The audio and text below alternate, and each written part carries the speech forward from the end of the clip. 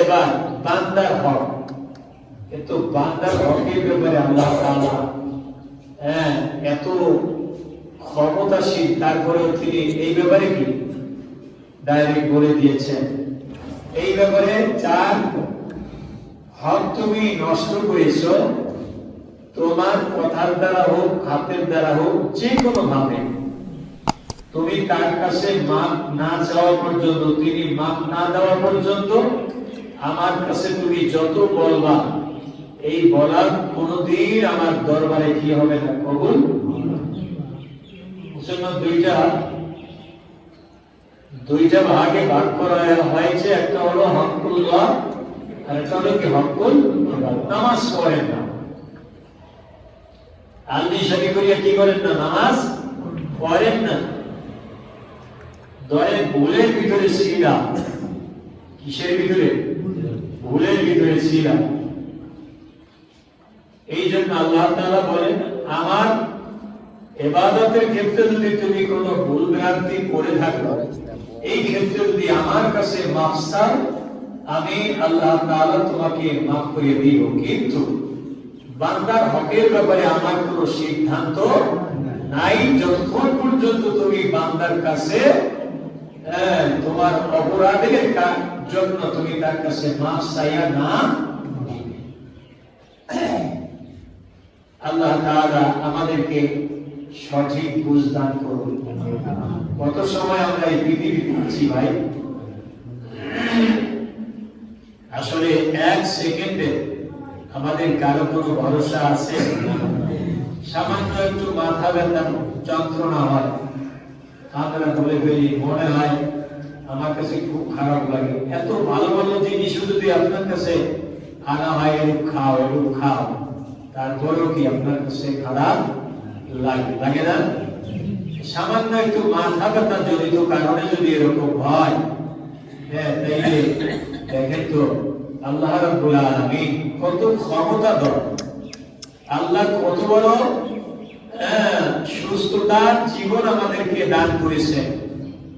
সামান্য একটু সময়, 1 ঘন্টা 2 ঘন্টা, একদিন একটু মাথাটা যন্ত্রণা করে আমরা, আমাদের কাছে ভালো লাগে না। কিন্তু ম্যাক্সিমাম সময় আল্লাহ পাক আমাদেরকে কি রাখছেন, সুস্থ রেখেছেন। কিন্তু সেই সুস্থতার কথা আমরা সামান্য ব্যতীত হওয়ার কারণে আমরা পিছনের এই সুস্থতার কথা আমরা কি করে যাই, ভুলে যাই। কি বলেন, ভুলে কি ভুলে যাই? আল্লাহ কি বিপদ বেশি দেন না আসান বেশি দেন? দেখেন তো বিষয়, আসানের ভাগ বেশি আল্লাহ তাআলা রেখেছে, ঠিক না? কথায় আছে না যে 12টা মুশকিল 13টাই কি আসান। জান্নাত জাহান্নামের ভিতরে তো পার্থক্য আছে, জান্নাত আল্লাহ তাআলা একটা বেশি রেখেছে, কি রাখছেন না? জাহান্নাম একটা কম আর জান্নাত একটা বেশি রেখেছে। আসানের দিকটা আল্লাহ তাআলা বেশি রেখেছেন। আমাদেরকে সুস্থতার সময় আল্লাহ তাআলা বেশি দিয়েছেন, কিন্তু এই সুস্থ সময় আল্লাহ তাআলা আমাদেরকে দেওয়ার পরেও সেই সুস্থ এই সময়টাকে আমরা কি করি না, কাজে ব্যবহার করি। কাজে ব্যবহার করি না। মাথা ব্যথা যন্ত্রণা শুরু হয়ে গেছে, পেট ব্যথা শুরু হয়ে গেছে, জ্বর শুরু হয়ে গেছে, আর আল্লাহর নাম শুরু হয়ে গেছে, ঠিক না? জ্বর তুফান শুরু হয়ে গেছে, আল্লাহর নাম শুরু হয়ে গেছে।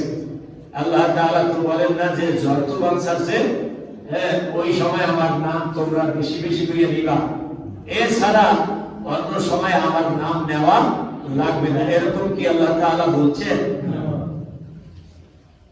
এই তুফানের সময় আমরা আল্লাহর নাম নিলাম, কিন্তু যখন কোন বান্ধব কিচ্ছু ছিল না, যখন আল্লাহ তাআলা আমাদেরকে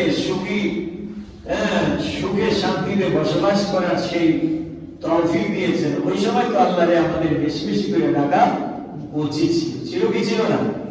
সম্মানিত হাজির, বিশ্ব নবী হযরত মুহাম্মদুর রাসূলুল্লাহ সাল্লাল্লাহু আলাইহি ওয়াসাল্লাম সম্পর্কে আল্লাহ তাআলা বলেছেন যে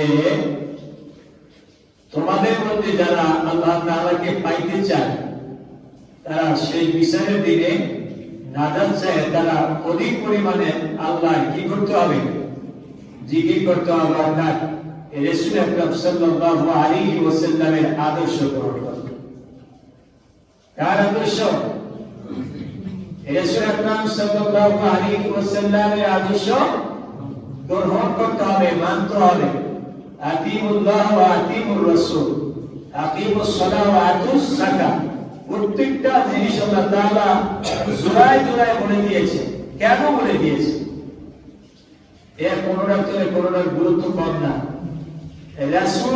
রাসূলের আদর্শ, রাসূলকে যদি আমরা না মানি, রাসূলকে যদি আমরা ভালো না বাসি, তাইলে আল্লাহরে ভালোবাসে কোনো লাভ নেই। আল্লাহ বলছেন আমারে ভালোবাসো কি করবে, আমারে ভালোবাসে কোনো লাভ নাই।